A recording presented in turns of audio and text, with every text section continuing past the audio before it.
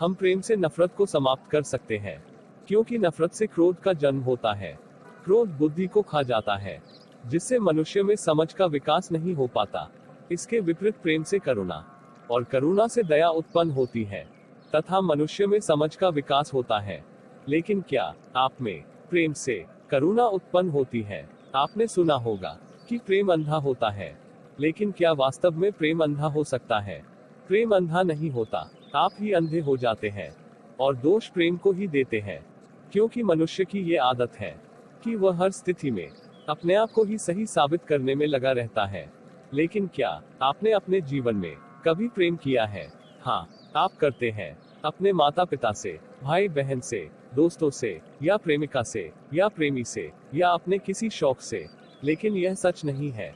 आप जिसे प्रेम समझते हैं वह प्रेम नहीं है, क्योंकि आपके प्रेम में इच्छा, कामना और वासना की मिलावट है। इसके बिना आपका प्रेम पूरा नहीं हो सकता, और इसीलिए आपका प्रेम अंधा हो जाता है। आपने देखा होगा ऐसे आशिकों को जो प्रेम का दम भरते हैं और अपनी प्रेमिका के चेहरे को तेजाब से नहला देते हैं। आपने देखा होगा ऐसे दंपतियों को जो एक दूसरे से प्रेम करते हैं और एक दूसरे पर शक भी करते हैं। आपने देखा होगा ऐसे बच्चों को जो बचपन में अपने माँ बाप से प्रेम करते हैं, लेकिन माता पिता के बुढ़ापा आने तक उनका प्रेम गायब हो जाता है, और अब वे उनके मरने की दुआ करते हैं। तो आखिर यह कैसा प्रेम है जो आता जाता रहता है? आखिर आपके प्रेम में क्यों क्रोध, धोखा और निर्दयता शामिल हो जाती है? और यह इसीलिए है क्योंकि जिसे आप प्रेम समझते हैं वह प्रेम नहीं है, इसीलिए वह अंधा भी हो जाता है। वास्तव में आपका प्रेम आपके मतलब से जुड़ा होता है। जब तक आपका मतलब रहता है तब तक आपका प्रेम भी रहता है। मतलब खत्म हो जाने पर आपका प्रेम खत्म हो जाता है। प्रेम एक ऐसी साधना है जिसे करते करते मनुष्य परम ज्ञान को प्राप्त हो जाता है। लेकिन इस प्रेम के अंग करुणा और दया है, ना कि इच्छा और वासना। आइए आज की कहानी में वास्तविक प्रेम को जान लेते हैं। वास्तविक प्रेम की परिभाषा। एक बार एक धनी व्यक्ति ज्ञान की खोज में निकला हुआ था। हे भगवान, मैं ज्ञान की प्राप्ति करना चाहता हूँ। अवश्य, मैं तुम्हें हर प्रकार का ज्ञान दूंगा, पर तुम्हें मेरी बातें माननी पड़ेगी। जैसी आपकी आज्ञा, मैं आपकी हर बात मानूंगा। बस मुझे ज्ञान प्राप्त करना है। इस तरह वह अनेक गुरुओं से ज्ञान की प्राप्ति करने लगा। अंत में वह समाज में ज्ञानी कहलाने लगा। लेकिन एक दिन वह एक ज्ञानी व्यक्ति से मिला। मैंने आपके बारे में बहुत कुछ सुना है। सभी कहते हैं कि आप सा ज्ञानी इस इलाके में दूसरा कोई नहीं है। क्या आप अपना ज्ञान मुझे देंगे? मेरे पास काफी कम ज्ञान है। अगर आप सचमुच ज्ञान को ग्रहण करना चाहते हैं तो आपको मेरे गुरु के पास जाना चाहिए। परंतु वह मुझे कहाँ मिलेंगे? ऊंची पहाड़ियों के जंगल में आपको वो मिल जाएंगे। वह बहुत ज्ञानी है और किसी को अपना शिष्य नहीं बनाते।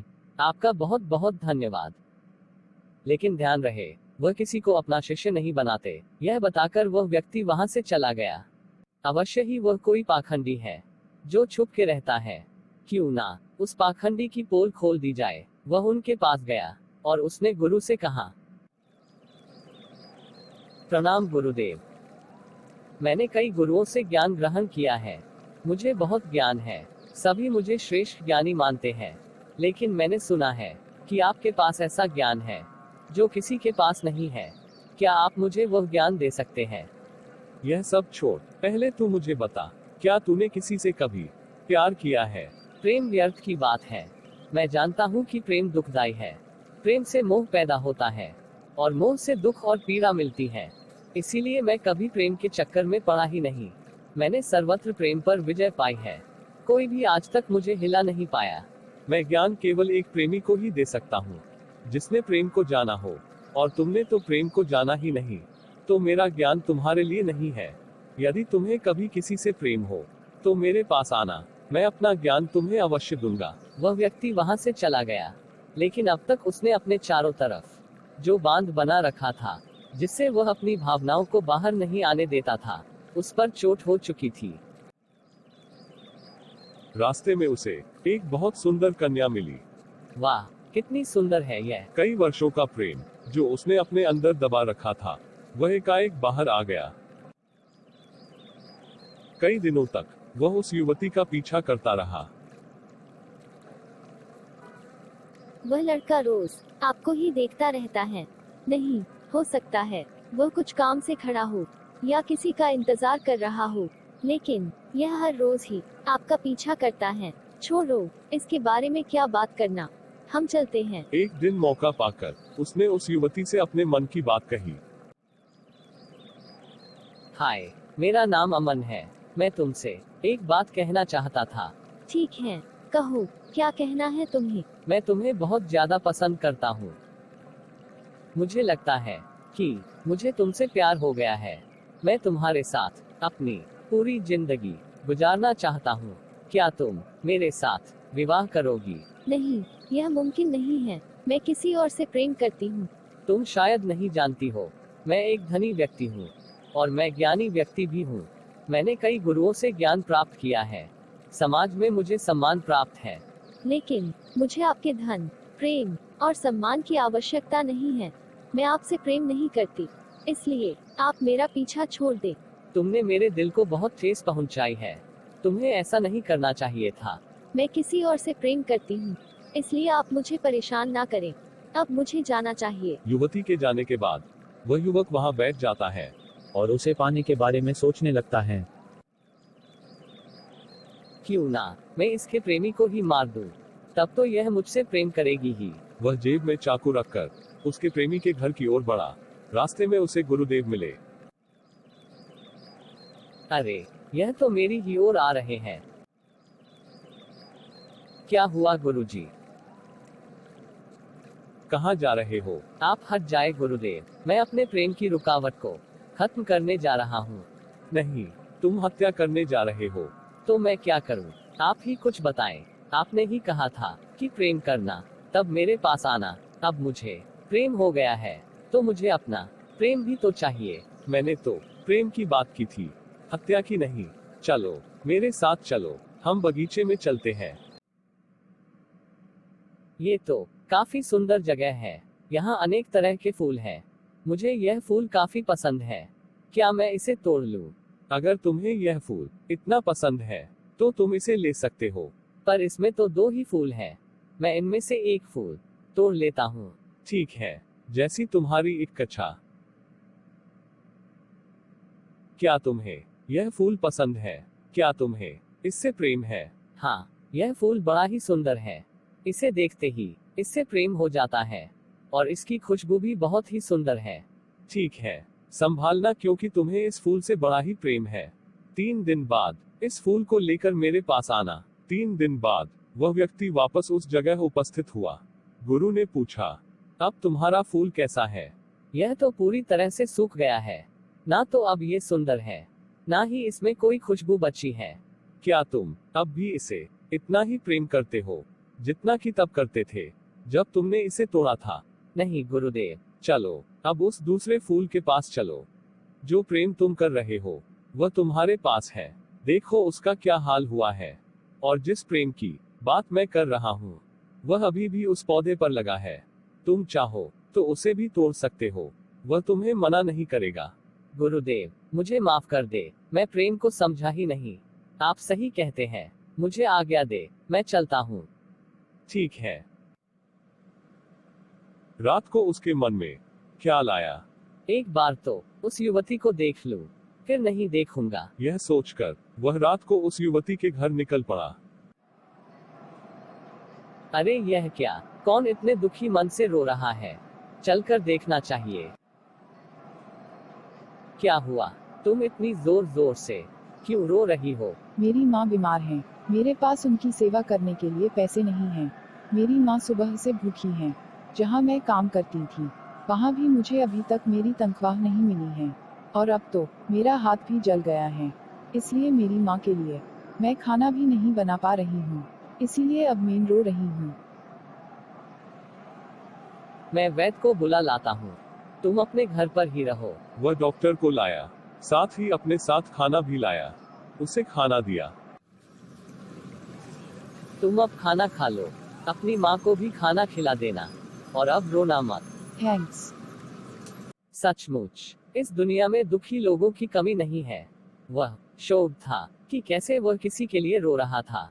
शायद यही वह प्यार है जिसकी बात गुरुदेव ने की थी। हे दोस्तों, आज मैं घर में काफी परेशान महसूस कर रहा था, इसीलिए इस पार्क में आकर बैठा हूँ। सचमुच इस लॉकडाउन में काफी समय मैं घर में ही रह गया। बाहर निकलकर काफी अच्छा महसूस हो रहा है। तो चलिए आज जानेंगे कि जो हम मनी के बारे में जानते हैं वह सचमुच सही है या सच्चाई कुछ और ही है।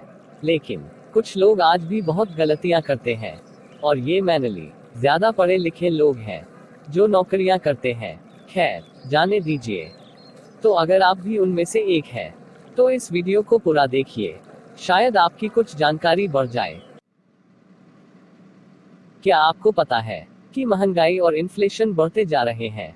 मैं जानता हूँ आप क्या कहेंगे, पकाओ मत यार, मुझे पबजी खेलने दो। या आप कहेंगे तो मैं क्या करूँ, क्यों, यही सोच रहे थे ना। लेकिन यदि आप ऐसा सोच रहे हैं तो एक सच्चाई बता दूं जो आपने इस लॉकडाउन में भी महसूस की होगी, कि एक समय ऐसा आएगा कि चीजों के दाम इतने बढ़ जाएंगे कि आपको अपना मामूली खर्चा भी उठाना मुश्किल पड़ेगा। सीधी सी बात है, जॉब्स धीरे धीरे कम होती जा रही हैं और सैलरी भी, पर महंगाई वह तो बढ़ती ही जा रही है। जैसे कि इस लॉकडाउन में 12.2 करोड़ लोगों की जॉब चली गई है, लेकिन इसके विपरीत महंगाई और बढ़ी है। तो आइए कुछ और जान ले मनी और करेंसी के बारे में। The hidden secrets of money. इंसान की मेन वेल्थ उसका टाइम और उसकी फ्रीडम होती है, जो आज उससे लिटरली चुराई जा रही है, बहुत इजीली, इनफैक्ट लीगली। अब अगर आप सोच रहे हो कि ऐसा कैसे पॉसिबल है, तो ये समझने के लिए आपको पैसे की हिस्ट्री पता होना जरूरी है। क्या आप भी अपना समय कुछ ऐसे बिताते हैं, पूरे दिन केवल अपनी जॉब में समय देकर? क्या आप अपना समय बर्बाद तो नहीं कर रहे ना? यह जानने से पहले कुछ हिस्ट्री के बारे में जान लेते हैं।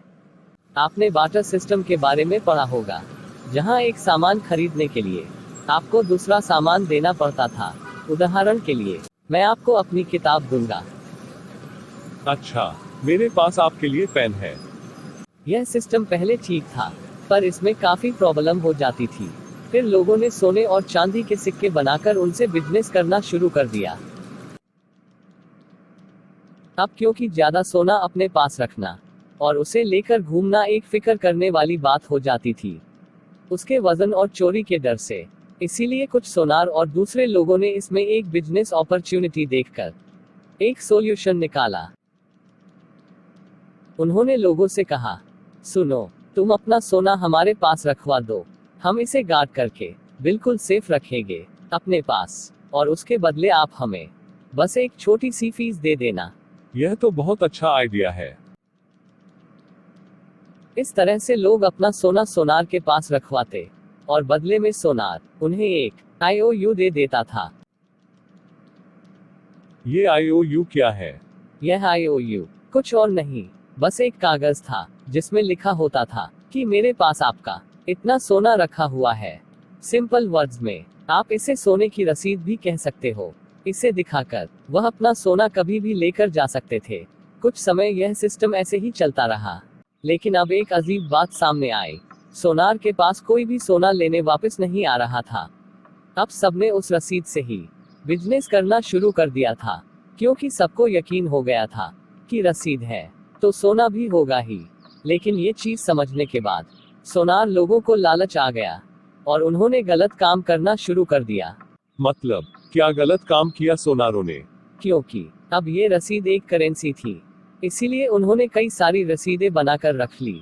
उनके पास तो इतना सोना होता भी नहीं था, लेकिन वह इन रसीदों को लोगों को उधार की तरह देते थे और उस पर इंटरेस्ट कमाने लगते।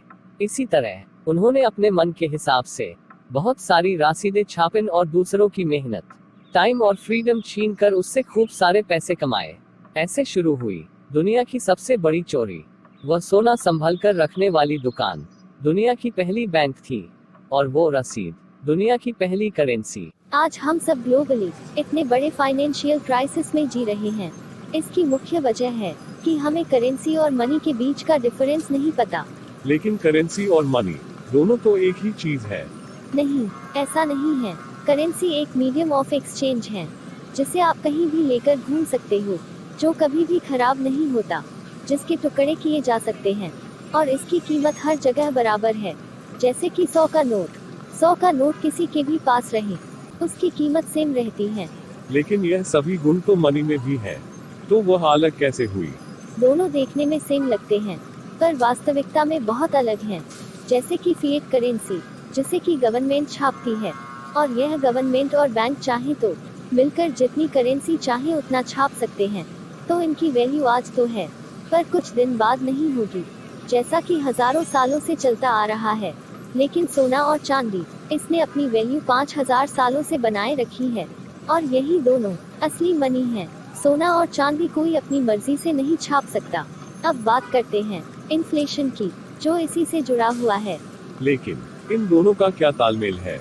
जैसा कि मैंने अभी बताया कि करेंसी छापने पर कोई पाबंदी नहीं है, इसीलिए गवर्नमेंट बहुत ज्यादा मात्रा में करेंसी छाप देती है, जिसका कारण लालच और कई अन्य रीजंस हैं। करेंसी की क्वांटिटी बहुत ज्यादा बढ़ने के कारण इन्फ्लेशन भी बढ़ता है और चीजें महंगी होती जाती हैं। लेकिन गवर्नमेंट ऐसा क्यों करती है? इसका मुख्य कारण हमारी जानकारी की कमी है, और दूसरा कारण बैंकों के कॉन्फिडेंस का बढ़ना है, क्योंकि बैंक आपसे छुपाती नहीं है, बल्कि खुल्लम खुल्ला बताती है कि यह करेंसी फिएट है, मतलब उनके पीछे कोई सोना नहीं रखा हुआ है।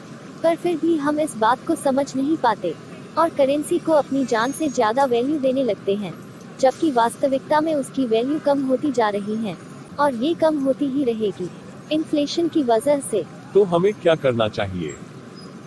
पहला, आप खुद इसे अच्छे से समझो और इस नॉलेज को लोगों में ज्यादा से ज्यादा शेयर करो, क्योंकि केवल बहुत कम लोग ही इस सीक्रेट को जानते हैं। इसीलिए हम इस सिस्टम के अभी भी स्लेव बने हुए हैं, जबकि अमीर लोग इसे समझते हैं, इसीलिए वह मनी को अक्वायर कर पाते हैं। मनी की नॉलेज बहुत जरूरी है। आज समझ में आया क्यों केवल 1% लोग इतनी बड़ी संपत्ति के मालिक हैं। उनके पास दुनिया की 96% वेल्थ है। कई सारी बातें हैं जो उन्हें अमीर बनाती हैं। थैंक यू दी। You are welcome. उम्मीद है आपको हमारी यह वीडियो बहुत पसंद आई होगी। अगर आप हमारे चैनल पर नए हैं तो सब्सक्राइब करें हमारा चैनल, और नोटिफिकेशंस पाने के लिए बेल आइकन हिट करना ना भूलें। हम फिर मिलेंगे किसी और दिन, तब तक के लिए जय हिंद, वंदे मातरम।